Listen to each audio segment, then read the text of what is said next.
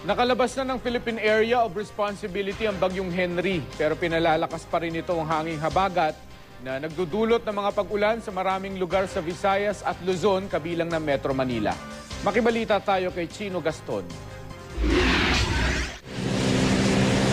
Sinabayan ng pabigla-biglang malakas ng ihip ng hangin ang pag-ulan sa Rojas Boulevard, kaya naman malakas din ang hampas ng alon sa dagat na may kasama pang sangkaterbang basura.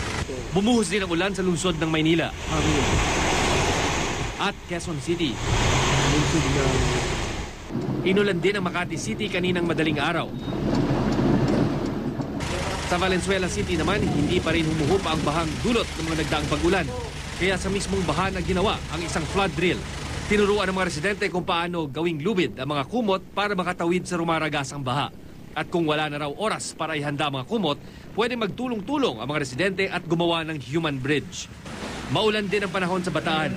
Halos mag-zero visibility pa sa ilang kalsada. Makapal din ang hamog kanina kaya hindi na makita ang bundok ng Mariveles. Naglalakihan din ang alon sa mga dalampasigan. Sa Bacara, Ilocos Norte naman, pinagkaguluhan ng mga residente ang tilapia fingerling sa ilog.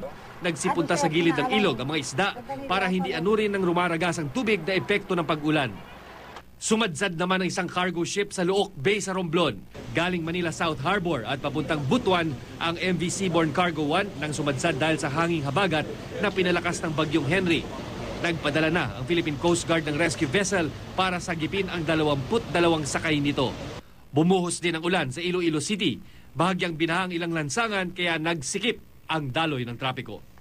Chino Gaston, GMA News.